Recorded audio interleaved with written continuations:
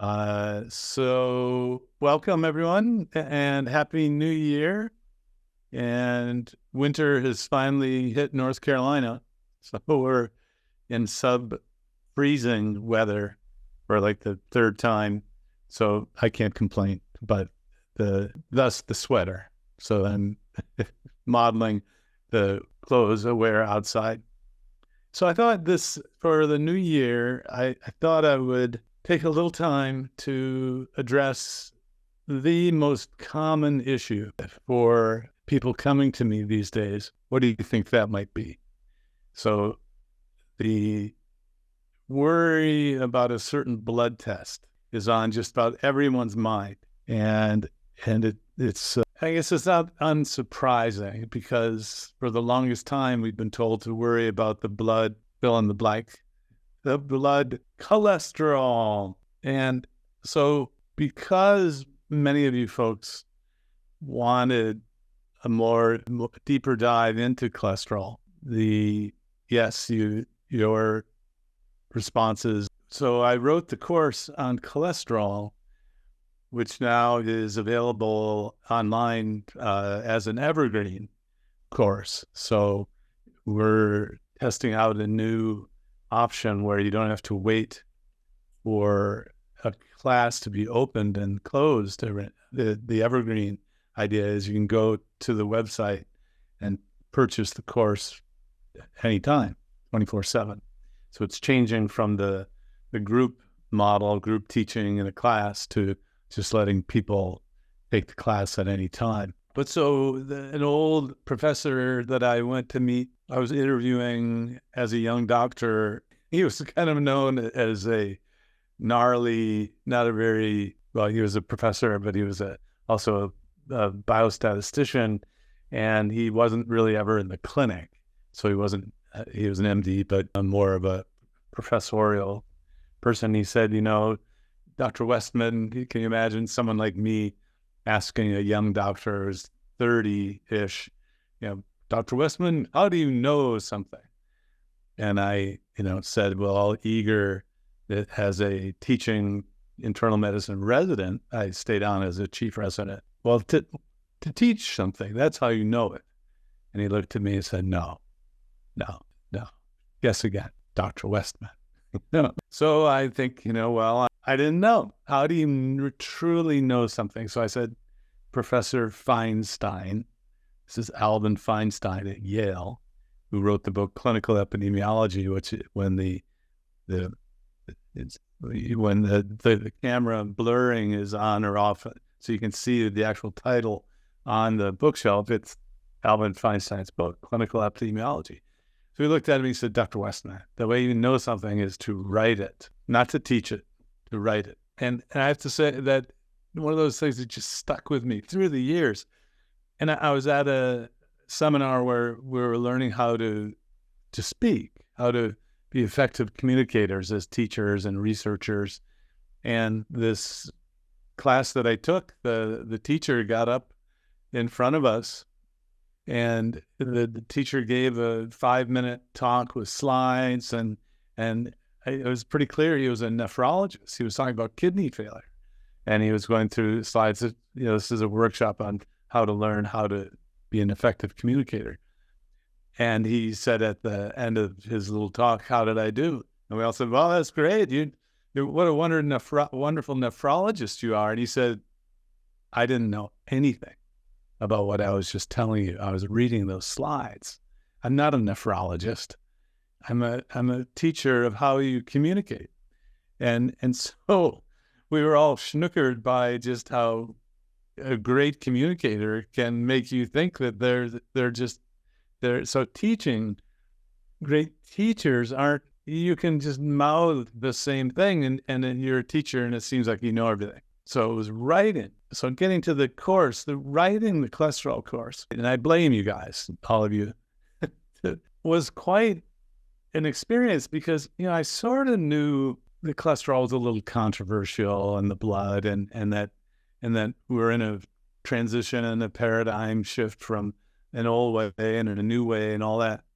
But I didn't know the extent to which the small amount of change that happens in a clinical trial when you use a drug to treat cholesterol. I didn't really know how small that was until I wrote it in the course. And then in a sort of case, a test of whether there's evidence, a court of law, Dr. Feynman, Professor Feynman, this is not Feinstein, that was Alan Feynman, Professor Feynman at the SUNY Downstate, and I have been thinking through the years, we should put cholesterol on trial and have a judge, and have a jury, and have a prosecutor and a defense attorney, and have them, litigate whether cholesterol causes heart disease. And it could be total, it could be LDL, any of those things, because it was clear to us that the standard of legal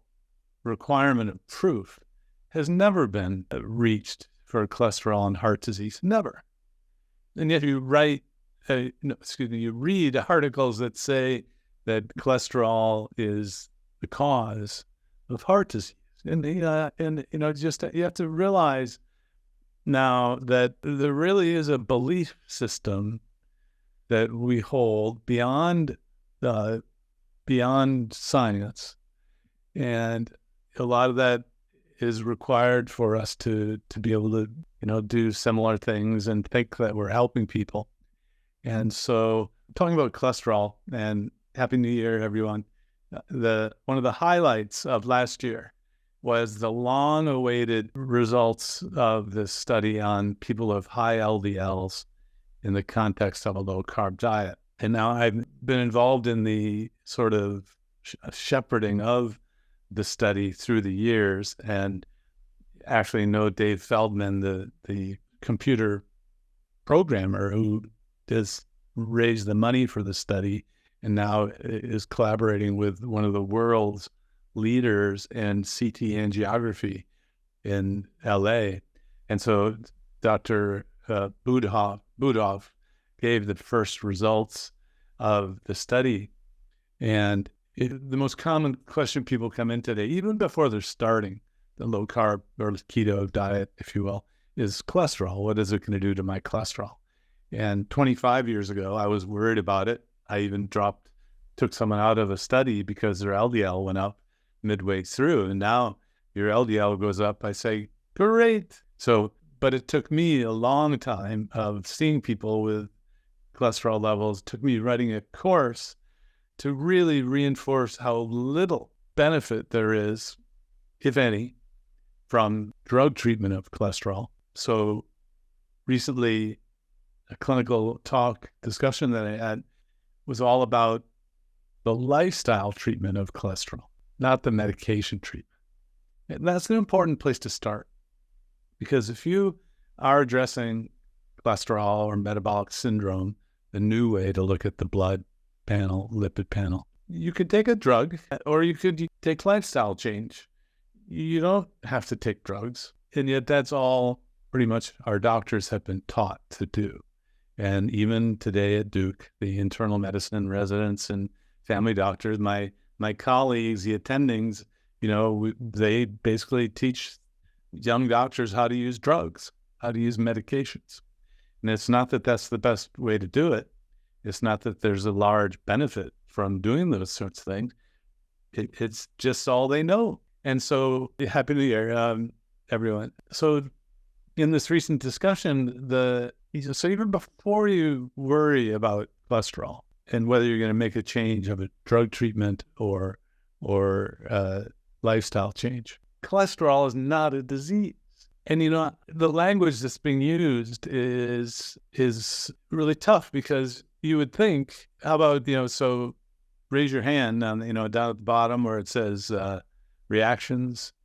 Raise your hand if you think cholesterol is a disease, or your doctor thinks cholesterol is a disease. Oh, now someone must think that, please. So, well, maybe I've done a good job of making it clearer. So cholesterol is not the disease. It's atherosclerosis that we're trying to prevent, not cholesterol. So if ever a doctor or a friend or a relative or, well-intentioned neighbor is worrying about cholesterol, hang on. What we're worried about really is the prevention of arterial disease. If it's in the neck, in the carotid artery, that might lead to a stroke. If it's a small artery in the brain, that could lead to a stroke. If it's an artery in the heart, it might lead to heart attack. And those are all terrible things. And what I am hearing over and over again is really what's called fear mongering and bullying, where the anxious, even panicked doctor is trying to persuade you to take a medicine to change the cholesterol level when they don't even know if you have a disease called atherosclerosis or not. And so I use a lot of metaphors. I try to just bring it out of the context of the medicine and the health world, because sometimes that's confusing, and you might not think you're qualified to think about the arteries as pipes and the heart as a pump and all, but those are really all they are. And so if you were inspecting a house before you bought it, you would make sure that the pipes worked and that the water flowed through and what doctors are trained to do now is kind of just not even worrying about inspecting your arteries. They're just giving you a medicine because they assume you have or you're going to have atherosclerosis. So that's the disease. So cholesterol is not a disease, and that's not controversial. Okay. It's not thought of directly by most doctors, but the disease we're trying to prevent is atherosclerosis, or hardening of the arteries, or narrowing of the arteries, or blockage of the arteries. So cholesterol is not a disease. So please, I think with this recent encounter, all the person wanted to hear is that cholesterol is not a disease, because the doctor was describing it as if he was on the edge of a cliff. And if you've seen me do some of my, you're on the edge of a cliff, danger, in terms of diet or even cholesterol. In fact, the only blood cholesterol level that we worry about, like danger, is the triglyceride being super high. There's never been a case of the LDL, or total cholesterol, being so high that it caused anyone to immediately keel over or like falling off a cliff. But if the triglyceride is thousands, 5,000, 10,000, 15,000, that can cause pancreatitis. And we hospitalize people who have super high triglyceride levels. So anyway, never be worried or have fear given to you for not treating a cholesterol number. And there's time to wait. There's no urgency. So in this recent encounter, it was even worse, because the patient was being treated with a drug. It was one of the statin drugs, and he was having lots of side effects from the drugs. And the response of the doctors was, well, just take a drug to treat the side effect of the drug, right? That you'd heard me say that no worries. We have a side effect treatment. It's a drug. So we'll treat the drug side effect with a drug. And recently I was reassured I wasn't crazy, because there was a patient who remarked, it's like that song, The Old Lady Who Swallowed the Fly. Did anyone grow up with that kid's song? There was an old lady who swallowed the fly. I think she'll die. So she swallowed a spider to catch the fly. No, I think she'll die. She swallowed the cat to catch the spider, it must be a Midwestern thing, I guess. But it just is kind of the irony of treating the medicine side effect with a side effect drug and then another drug in it. So anyway, that's one way to do things. But so cholesterol is not a disease. The disease we're trying to prevent is atherosclerosis. You can get your arteries measured by ultrasound or CAT scan, or even by invasive cardiac catheterization, meaning they insert a tube into an artery and they thread it up to the heart, and they actually inject some contrast dye material, and they can see the arteries of the heart. that's usually reserved for people who are having chest pain, or they're at high suspicion of having a heart attack. Many of you may have already had that kind of test done. So that's the best way to examine these tubes or pipes, those coronary arteries. Ultrasound is not good enough to really see the ultrasound on the outside of the body. It's not good enough to see the arteries of the heart, but ultrasound is good enough to see the neck arteries and the aorta or the abdomen artery, and even give you an idea of how well the heart is squeezing. So I'm a big fan of looking at your own arteries, because doctors generally won't do it for you, or the health system isn't set up for prevention. The doctor will say, well, I can't order that unless you have a symptom. So our medical world generally waits too late. It's not oriented to prevention. But so there are companies that go around and measure your arteries for you. Yes, you have to pay a little bit of money. Recently, so it's $150 generally for these ultrasound tests. That coronary artery calcium score, which is a measure of the coronary arteries, but doesn't tell you about blockages, just tells you about calcium, is a bit of a Pandora's box, because if you do have calcium, it doesn't mean you have blockage unless the calcium score is really high. But a lot of people are using it to rule out disease, meaning if the calcium score is 0, it gives you the reassurance that you're at very low risk, even without treatment with medication, even in the context of a high LDL. But the cardiologists who are writing papers about that, who do all of these scans, are kind of in the fringe element of the cardiology world. So while these are cardiologists saying those sorts of things, they're not the mainstream, hey, here's the thinking. Most Americans, and maybe even Australians and Canadians watching, Westerners will get heart disease. So you're probably going to get it. And since the cholesterol level is correlated with it, you have a high cholesterol. So we'll just treat you with a drug for the cholesterol, even though I have no idea if you have the disease, atherosclerosis. It's kind of crazy, really. Is the logic is it's not logical. So let's say you're a cancer doctor. Now see if you buy this one. Just about every American or Canadian or Australian, or just about everybody gets cancer. So it's just a matter of time. I'm going to give you radiation treatment so that we can prevent cancer for you. Would you take it? No. In fact, the cancer doctors are well known to be so persnickety that they need tissue. I need a tissue diagnosis. And I remember kind of, if it's equivocal and all, they would just, no, we need another sample of tissue. They wouldn't, wouldn't open their tool chest of toxic therapies, right? Surgery or radiation or chemotherapy, unless it had true evidence that there was disease. So cardiologists, family doctors, internists are giving you treatment for a disease that they don't know you have or not have, if they're giving you a treatment for a cholesterol level. Cholesterol is not the disease. Now, don't expect your doctor to understand this level of reasoning. Most of the time, they'll be just kind of following a guideline and not knowing that, like most doctors have never been on a guideline panel. I have.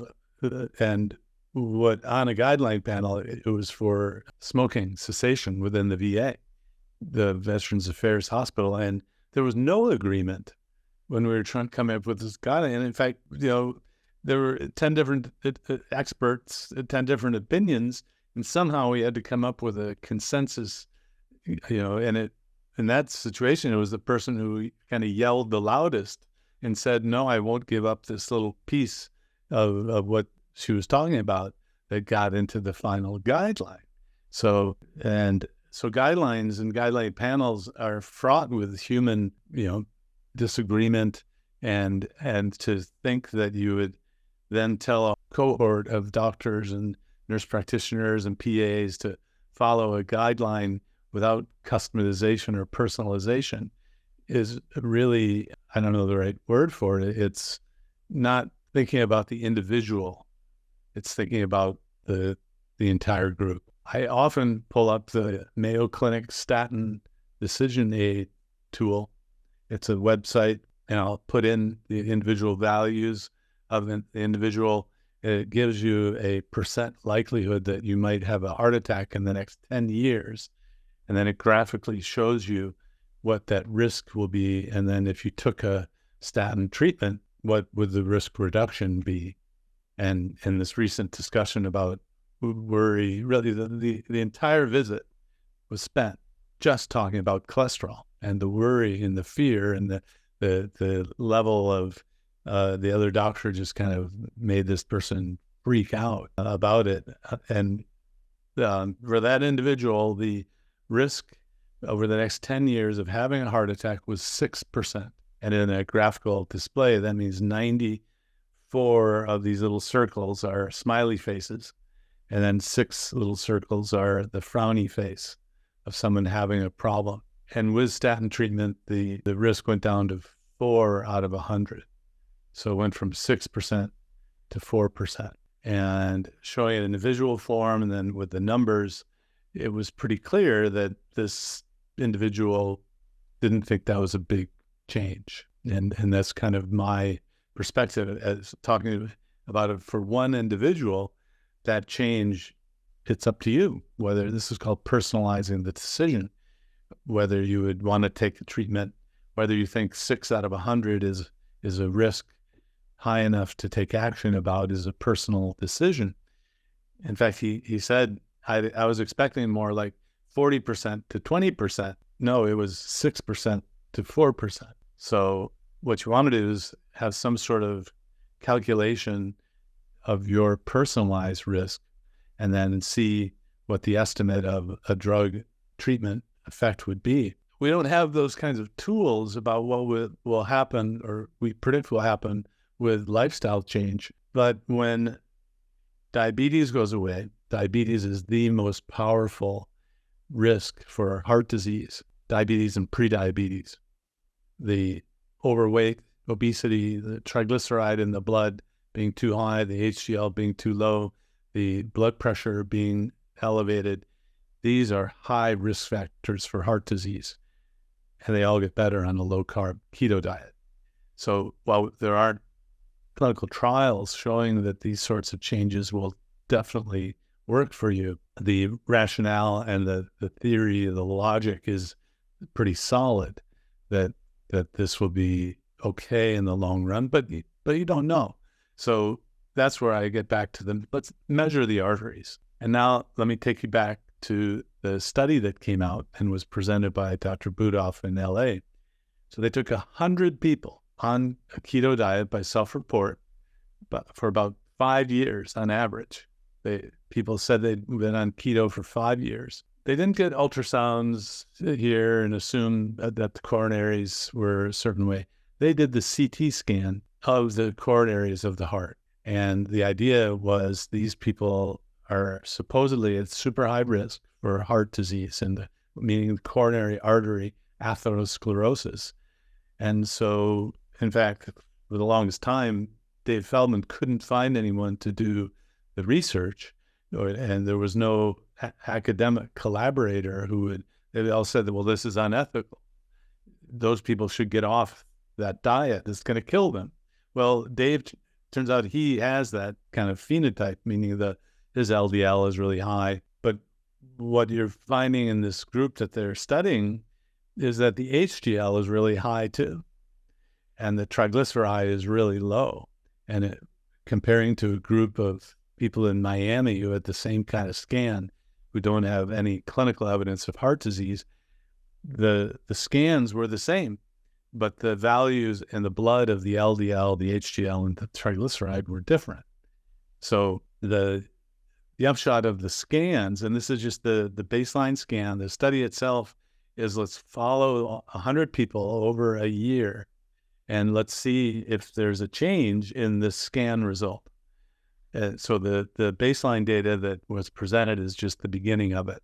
However, a lot of information can be gleaned from it, because when I was thinking about it, when has there ever been hundreds of people with coronary artery angiograms on any given the same type of diet? I'm not aware of this study being done on any diet, even Mediterranean, vegan. No one's ever taken the time to study 100 people to see what their arteries are like. It's for that matter, it's truly groundbreaking. And it turns out that you count up the people, 20 for some reason did not have the right information. So they presented 80 people, even though there are 100 total. And of the 80 people, 40 of the people had no evidence of coronary disease at all. So even though their LDLs were high, 250, 300, there was one person with an LDL of 590, and that person had no evidence of coronary artery disease. If danger, oh my God, you're on the edge of a cliff, well, your LDL is really high, you're going to die. If that's the case, then everyone would have had heart disease in this study. On average, they've been following for 5 years with super high LDLs. So either and the highest level that was a score of 13. Now, if this isn't boring you to tears, then I did one of my videos recently on this, and it's going to come out. I think you may have received it already in an email. The highest score was 13. And now, using the visual screen here, the range of the score was from 0 to 45. And what's a little discouraging, but it's the best we do, is that the score is determined by a human looking at 15 different areas of the coronary arteries and giving it a score of 0, 1, 2, or 3. And I asked Dave about this. I said, is that the best you can do? He said, no, there's actually going to be a computer quantifying of it to verify the human estimate. But so if the highest one had a score of 13, 0 being no plaque, 1 being mild plaque, 2 being moderate, 3 being severe, it could be that person had a severe plaque because that's only 3 and there was a 13 of the score. Or that person could have had a 1, 1, 1, 1, 1, 1, 1, 1, 1, 13 times out of the 15 different places. What I'm just trying to explain is that the measurement has its limitations. And to go from a 0, no plaque, to a 1 over a year is probably it's probably a lot of plaque when you think about it. So over this 1 year period, we have at least 40 people now in a study, and they're going to be 40 people with a 0, everything is 0.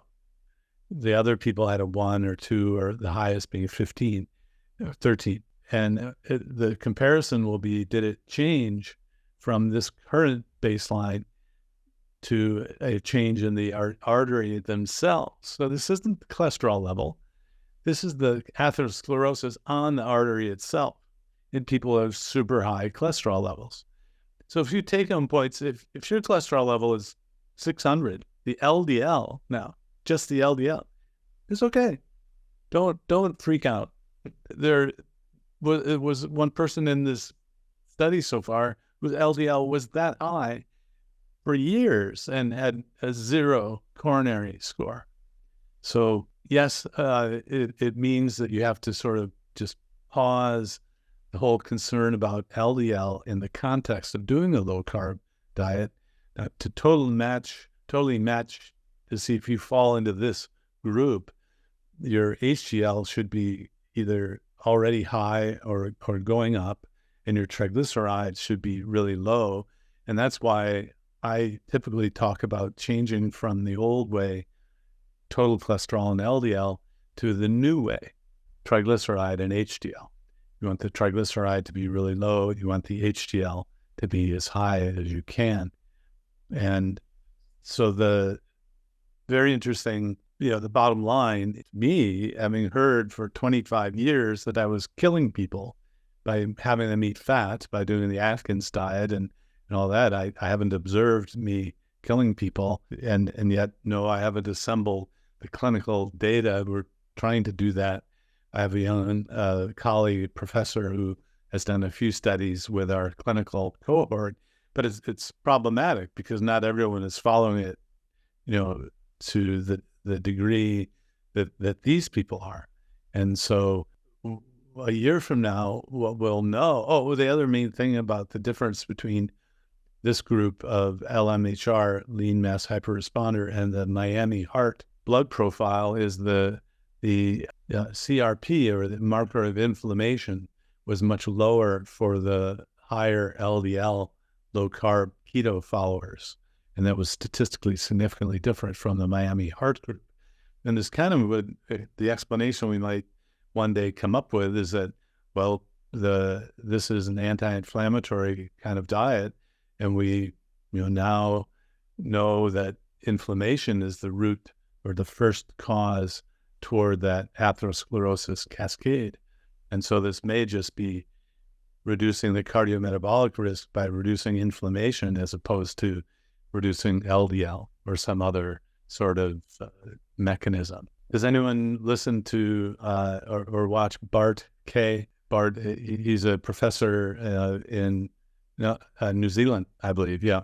Well, he is, I've been on his show a few times, and he just has no tolerance for the LDL hypothesis at all. And so he's actually kind of, in his first response to this study, basically says, why are you doing this study? LDL doesn't cause the heart disease. You just showed it.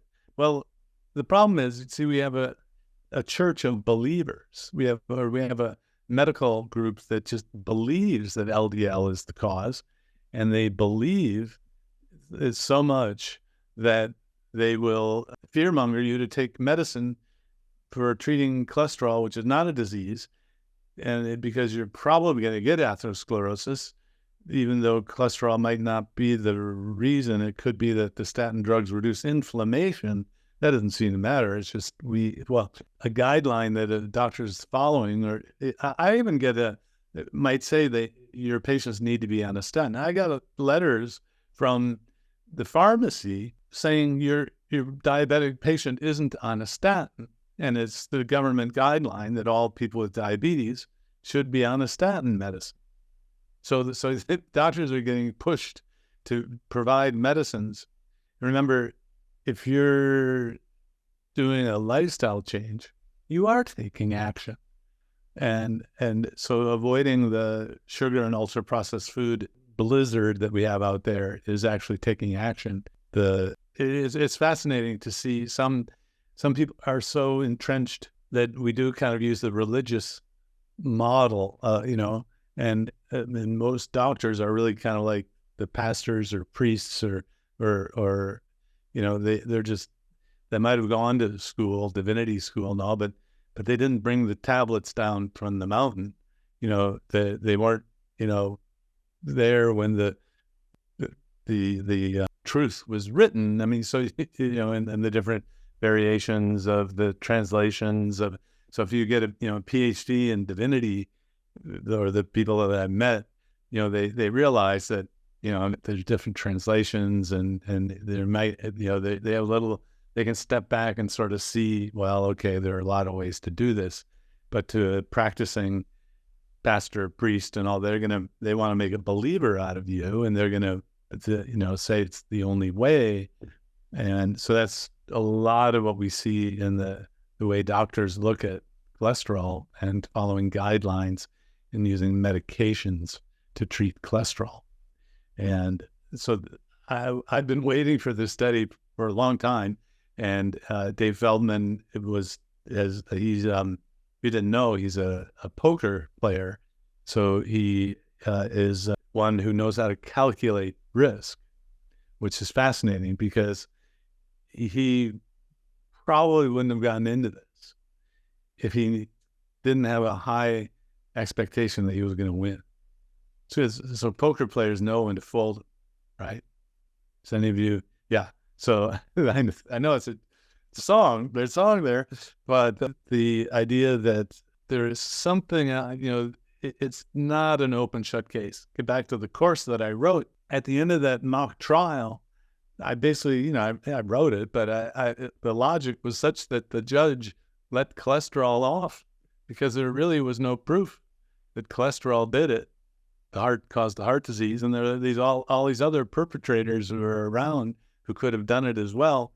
Just because there's a gun next to the body doesn't mean the gun killed the person. Well, even if there's a hole in the heart, did the gun do it, or the person with the who pulled the trigger kill the?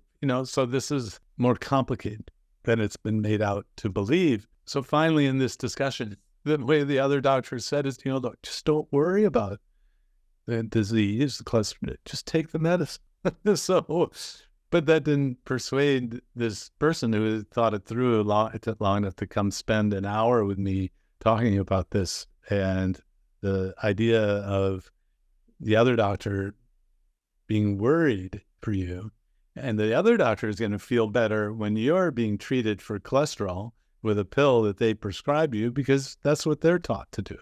And they're taught to follow these guidelines. And although more and more other doctors are understanding how lifestyle can be very powerful, so if you are just getting started, actually the most common change in lipid profile for those on a keto diet who are losing weight as well, everything gets better across the board. The most common change is the total cholesterol goes down, the LDL goes down, the triglycerides go down, and the HDL goes up. And what we're talking about in terms of the high LDL levels, maybe 10% of folks, maybe 10, 15%. And the main thing you want to, if you are looking at the triglyceride HDL, or at the blood profile, lipid profile, is to look at triglyceride and HDL and the inflammation markers like CRP, although the triglyceride HDL ratio, if it's under 1.5 or 1, then that correlates really well with low inflammation. And so, I look at, if asked, I look at the triglyceride and HDL, the triglyceride and HDL ratio as well. That's just triglyceride divided by HDL. And at the end of the day, though, I leave the discussion at, let's not just talk about cholesterol. Let's talk about whether you have the arteries, whether you have the arterial disease. Remember, repeat after me, cholesterol is not a disease. Okay, great. And the disease we're trying to prevent is atherosclerosis. Now, if you go in and tell that to your doctor, I'd love to know what the response is, What? Cholesterol is not a disease. And I didn't, so the course is available, Evergreen, the cholesterol course. I don't have any of the Dave Feldman cholesterol code, lean mass hyperresponder data in there because it wasn't available then. Well, I've been given a little bit of the Dave presented part of the data earlier this year at the low-carb Denver meeting. So we sort of got a heads up as to what the results would be. And again, these are just the baseline data. It's self-reported that they did keto diets, so I don't know why they would lie about it, but the real study now is started, so the clock's ticking. People have to verify that they're in ketosis by measurements and blood and then weight measurements. And then they're hopefully all going to come back and get another scan to be compared. Again, it's a score of 0, 1, 2, 3 in 15 different areas of the arteries. And 40 of the people had zeros over the entire coronary artery system, which I think is the take-home point of the baseline data. If LDL was as bad as everyone said, and everyone needs a reduction in it, then everyone should have had some sort of disease. I mean, and that's not the case. So I went through this 25 years ago when everyone told me that I would kill people if I put them on the Atkins diet. And in the first study, 50 people, well, nobody died. Did I ever tell you the story that the hospital director wanted to shut down the study because a dietitian complained about the study? And one day, hopefully, the whole story will come out. But my friends who were on the research committee, they made young professors like me be on the research committee to do all the grunt work, if you will. They said, no, we're not going to make Westman stop the study, but we're going to make him file more reports. And so I had to file monthly reports. Basically, they hassled me to show that I wasn't killing people. And now, I laugh at it. At the time, I didn't know. I was like on Christopher Columbus's boat up high looking to make sure the end of the world isn't coming. And we haven't gotten to the end of the world in terms of the low-carb keto diet. And if Bart K is correct, this professor, he basically says LDL isn't a problem in anyone. And it's kind of a joke that you have to start showing the LDL is not related to the arterial disease in this one subpopulation of people. If you did it in more people, you would show that there's no relationship. What Professor K doesn't understand is that you can't just start doing that in the context of the current fear about cholesterol. So while he may be right that I don't know, and I'm afraid what we have are silos of people. If you go into the church of LDL cholesterol and say there is no relationship of LDL to heart disease, you're not welcome there. There's a whole society, the National Lipid Association, which all they do is treat the intermediate marker of cholesterol with drugs. And I presented there a few times and never was asked back because, again, they don't really want to know about lifestyle. They're just trying to find drugs. And then the doctors say, well, my patients don't want to change their diet. I said, well, you give them a choice? No. Well, what do you expect? So anyway, having that option as a choice. Okay. Back to some of the questions. So I'm not saying, okay, it's not boring. Well, gains, will the Miami Heart Group be rescanned? I don't know, and that's a great question. And so the idea is that the people following the keto diet will be rescanned at a year to see if there's a change. Will the Miami Heart Group be rescanned at a year? That I'm not sure. That would be the best, cleanest comparison, wouldn't it, if they did that? Let's see, John, thanks for chiming in. I've been living with cancer, multiple myeloma for 3 years. One of the things I've noticed are the silos that doctors and hospital departments live in. They don't appear to worry about underlying health issues outside of what they're treating. Well, I guess in their defense, there's a lot going on in each little silo. But achieving optimal metabolic, thyroid, and gastrointestinal health, to apply the right lifestyle and nutrition to sustain those optimal results versus treatment solutions, which typically rely on drugs. Yeah, when it comes to cancer, the best I've seen is adding keto as sort of an adjunct. So, I wouldn't say just use dietary change or keto change. I would want you to use whatever the doctors are recommending traditionally, but add on keto. Just this week, one of the long-awaited studies from the Ohio State group, Jeff Volek, Volek's group, is published with, I think, 20 metastatic breast cancer patients. And that was a feasibility study, basically. So the process of research is the first thing they had to do before studying in a large number of people with, a diet that just doesn't have junk food, the keto diet. The first thing they have to do is show that it's feasible and safe to change the diet in this way. There's such fear about it, which, if you think about it, we all go into nutritional ketosis if we don't eat for 3 days. That's called fat burning. It's what we store on our bodies. We all go into nutritional ketosis if you don't eat carbs for 3 days. It's not rational to be afraid of ketosis. And yet you see that among doctors and dietitians. But the Volek group, the Ohio State group, showed that they could get these 20 women with metastatic breast cancer into ketosis. That was the question. A lot of these women are on steroid therapy, which some people think will block the ketosis. Well, apparently you could get people into ketosis. And so the feasibility study was published. Hopefully they'll be doing more studies with different types of cancers. And there actually is kind of a theoretical rationale for multiple myeloma responding to a diet with low sugar, just because of the cellular need for glucose for those blood cells. But that's, I hope you're doing well, and thanks for the comment. Yeah, cholesterol's not a disease.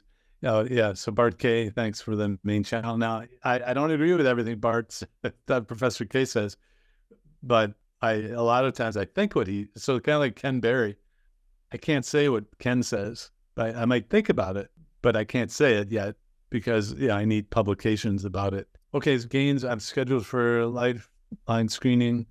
Great. If they're reporting that, it's just the presence of plaque. So I think it's going to be scored kind of like that, 0, 1, 2, 3.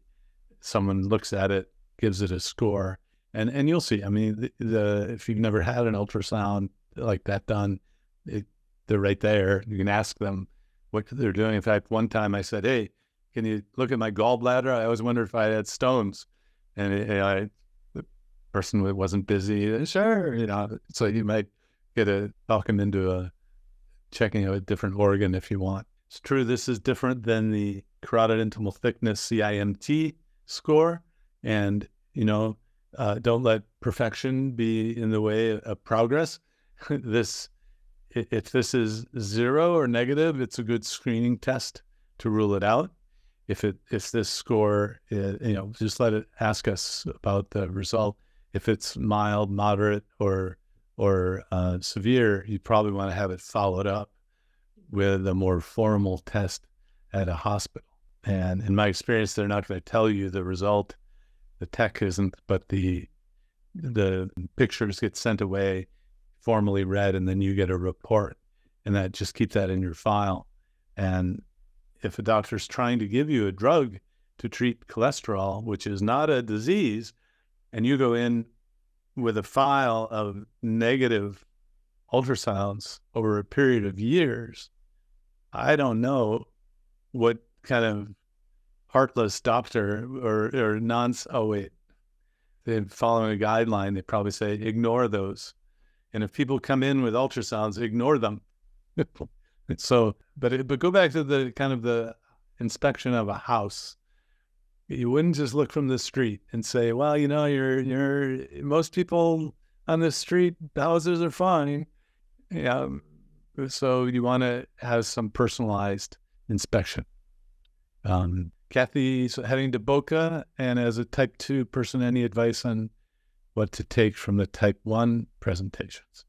Oh, well, yeah. So, right. So coming up next week, the Boca meeting, Society of Metabolic Health Practitioners conference is having a pre-course on type 1 diabetes. I think you'll learn a lot if you go to the pre-course on type 1 diabetes. If you have type 2 diabetes, the dietary recommendations will be very similar in the nuance about measuring things.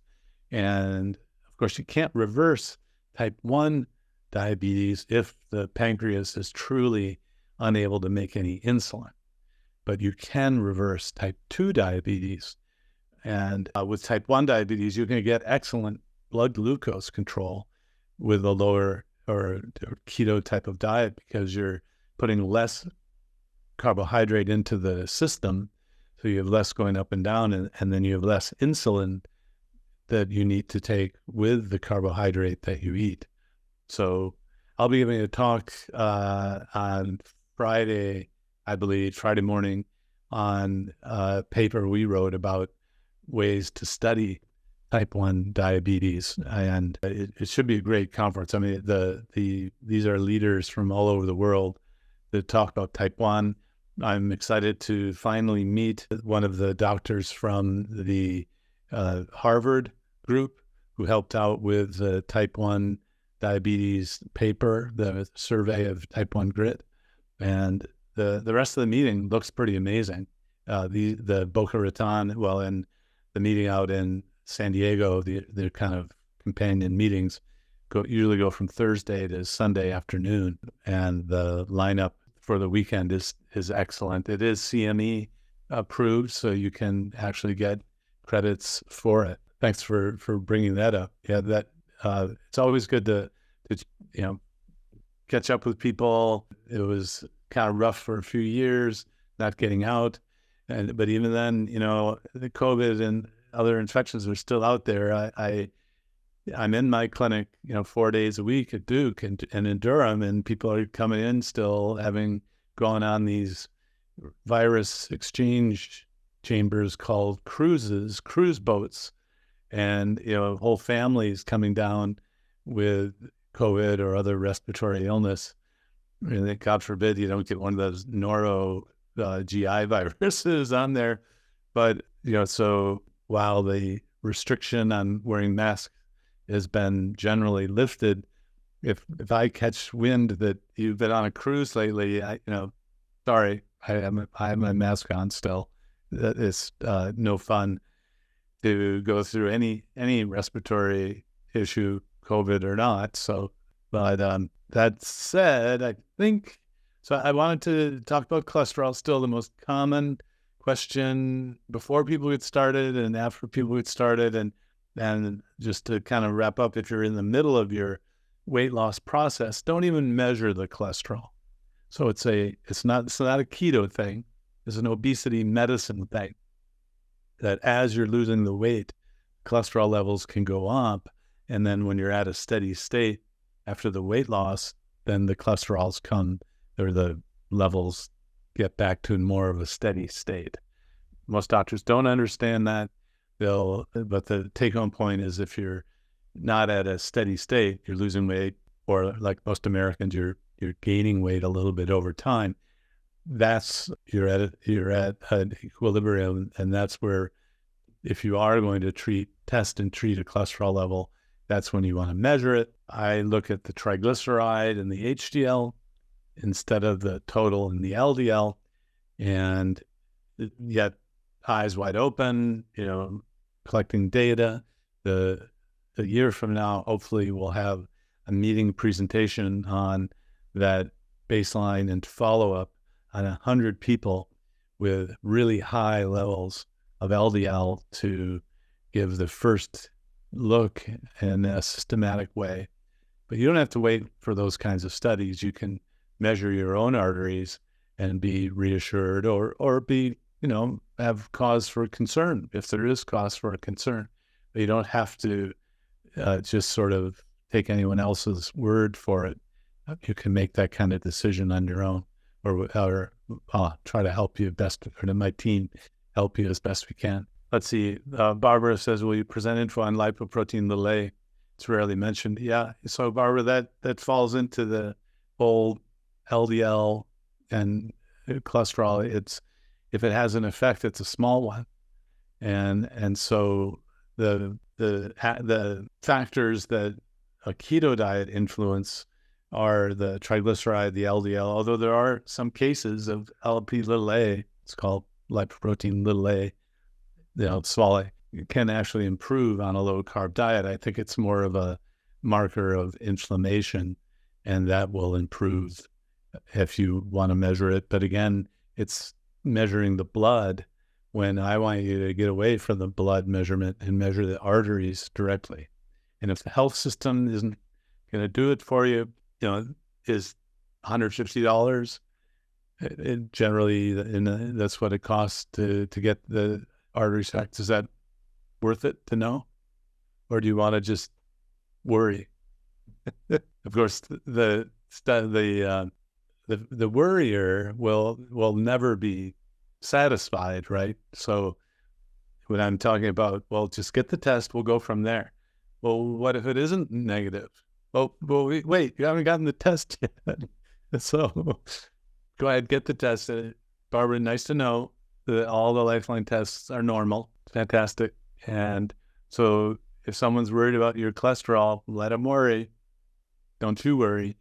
And of course, you could say, well, doctor, it takes years for this to develop, and it might be developing under your, in plain sight. It's just not detectable yet. Well, repeat the scan. So it's not like you're putting your head in like an ostrich in a hole. I don't even know if they really do that. You're actually measuring over time. You don't have to just do a test and then forget about it. So you're very welcome. Well, Happy New Year. And I hope you're following the YouTube channel. A lot of great responses. And I always look forward for feedback from people who come to the clinic. If they say, and I follow you on YouTube, I go, oh, well, am I doing okay? So, of course, it's a select audience. The ones who are not happy with my YouTube channel wouldn't come to see me. So, but, and then, for the true geeks out there, the ketogenic textbook, which came out last fall, is truly a chef d'oeuvre. It's a work of art. And it's Dr. Yancy and I wrote, or heavily contributed to the chapters on the nutritional aspects and then diabetes and obesity treatment. Well, all right, upcoming, the Boca Raton, and then latest I heard there's not going to be a low-carb Denver this year, but I think they're planning next year, and other sorts of meetings. I'm not going to be out and about as much, just for various reasons. And so any chance you get to go to these meetings, if you want to talk one-on-one, I'm happy to. That's really the fun part of the meetings, is the dinners and the side conversations. I learned a lot. So let's see, lab tests. So Christine, just whatever your internist or family doc would normally check. I don't really look for special lab tests unless you're particularly worried about diabetes or prediabetes and insulin resistance. You might do an A1C, hemoglobin A1C, and an insulin level. But again, the hearkening back and ending again on like the Professor Feinstein schooled me that you don't learn by teaching. You could fake that. You learn by writing. And, you take it in and then you regurgitate. You write it, and writing the cholesterol course was really helpful for me. Steve Finney says, and like that E.F. Hutton commercial, E.F. Hutton says, when Steve Finney says, everyone listens because he's my teacher, basically. Steve Finney says, checking the blood is convenient, right? You can just take a blood sample. It doesn't always tell you anything important. It's convenient to check. And he was one of the first doctors, other than those oncologists, who always wanted tissue. Now, they wanted the biopsy. Steve was always focusing on getting a tissue biopsy of a fat cell or whatever it was. Because remember, the blood, it's going around in a circle, and it doesn't always tell you the information you need to know. And yet it's what we check because it's convenient to check. So that's why, Christina, I'm not so beholden to checking blood, checking cholesterol levels when you can actually check for the disease itself. And remember, cholesterol is not a disease. Thanks for listening in. And until the next time, take care. Happy New Year. It's going to be a great year.